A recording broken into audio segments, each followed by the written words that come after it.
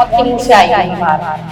तो मेरा सब कुछ ही मतलब मेरा जितना भी ऑल टोटल मेरे बॉडी में जितने भी पार्ट है ना वो ऑल टोटल सब खराब हो चुके थे। सारी रिपोर्टें मेरी बहुत ज्यादा खराब थी। तो मेरे नाक में से एकदम से जैसे टूटी बहती है ना ऐसे बहने लगी। मेरे को मैं प्रार्थना करने की हालत में नहीं थी। मैं प्रार्थना नहीं कर सकती उस टाइम में क्योंकि मेरी नाक से बहुत खून निकल रहा था।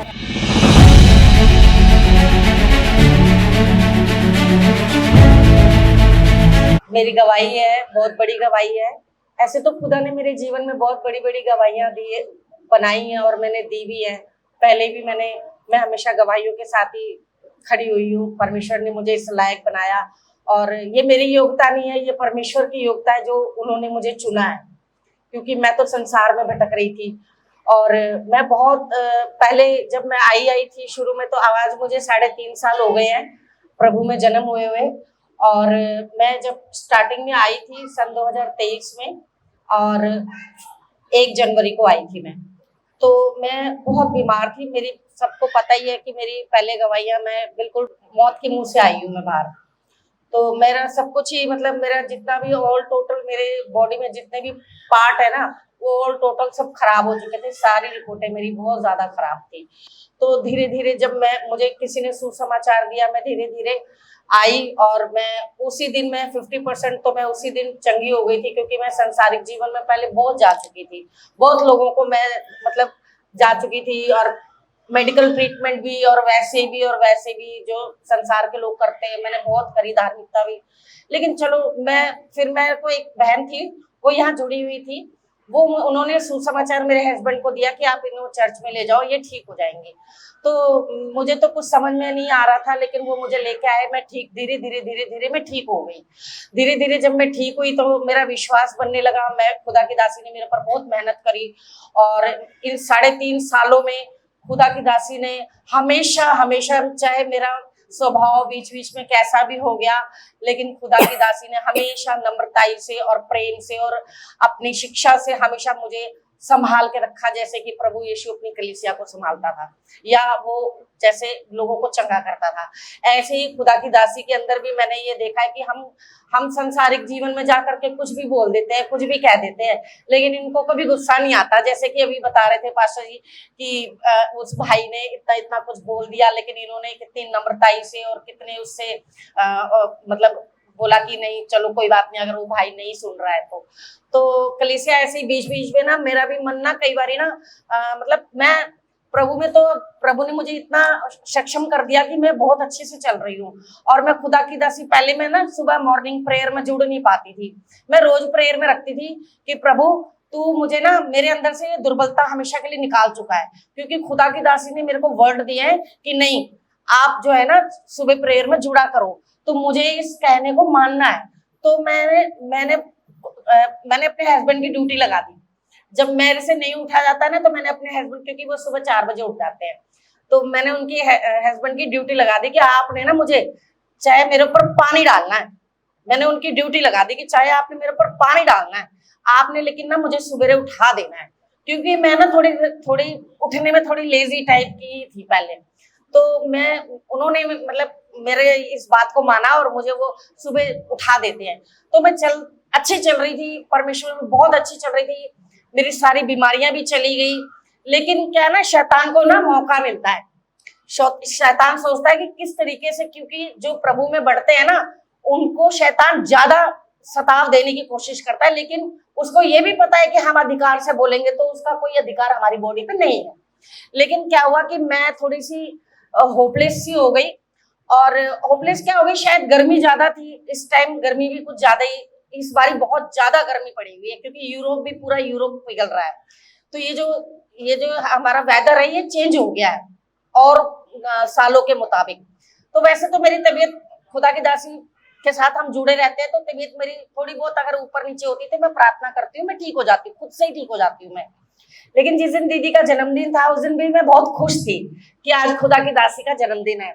सवेरे 6 बजे मैंने उनको विश किया और उसके बाद में फिर मैं सारा दिन खुश रही। मैं सोचती रही मैं क्या लेके जाऊंगी, मैं क्या, मतलब मैं उस दिन बहुत खुश थी। तो अपने अंदर से मतलब एक आनंदित जैसे नहीं होते हैं, एक अंदर से ही गदगद सी थी मैं कि आज खुदा की दासी का जन्मदिन है। लेकिन शाम को क्या हुआ कि शाम को ना मेरे ना नाक में से, दोनों में से ना ऐसे खून गिरने लगा अचानक से। अब अचानक से मैं बिल्कुल ठीक ठाक हूँ, मेरी बीमारियां बिल्कुल, रिपोर्टें सब नॉर्मल, मेरी पथरी तक निकली है इतनी पित्त की थैली की, मैंने से इतनी बड़ी बड़ी दवाइयां दी है।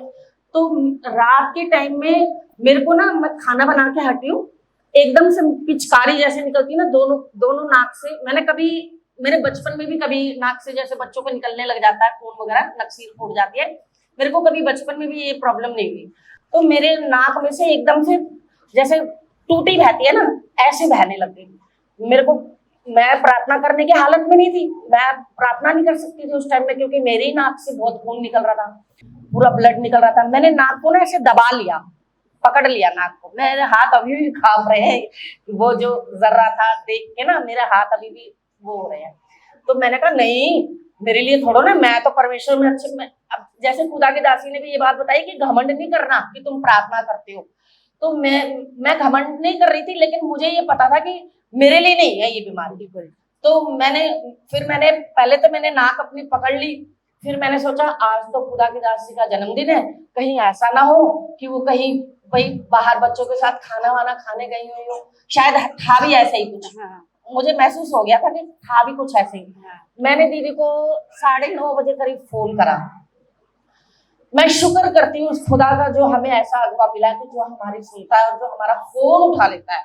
हम कैसी मजबूरी में हैं, हम वाहियात फोन तो नहीं कर रहे, लेकिन खुदा की दासी का मन इतना अच्छा है कि उन्होंने मेरे ना तुरंत ही फोन उठा लिया।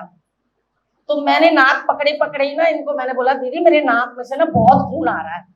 और मैंने दीदी को बोला, मैंने कहा अभी आप मेरे लिए प्रार्थना कर दो ताकि मेरे नाक में से जो खून आ रहा है ना वो खून रुक जाए, क्योंकि मुझे पता था ये मुझे वर्ड देंगी ना तो मेरा खून बंद हो जाएगा। मैं पूरे विश्वास के साथ इनको फोन किया था मैंने।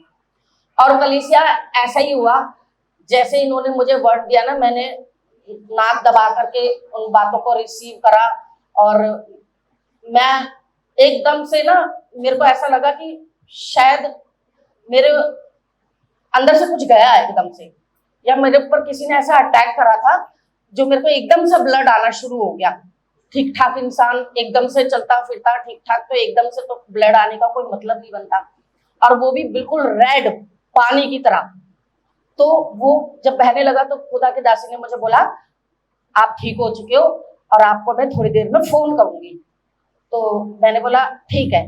मैंने फोन काट दिया तो सच में जैसे ही मैंने नाक खोला ना और मैं वॉशरूम में गई तो बिल्कुल मेरा खून ब्लड बिल्कुल रुक चुका था, बिल्कुल।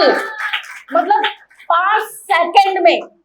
5 मिनट तो मैं बहुत ज्यादा बोल रही हूँ, 5 सेकंड में मेरा ब्लड ऐसे बह रहा था।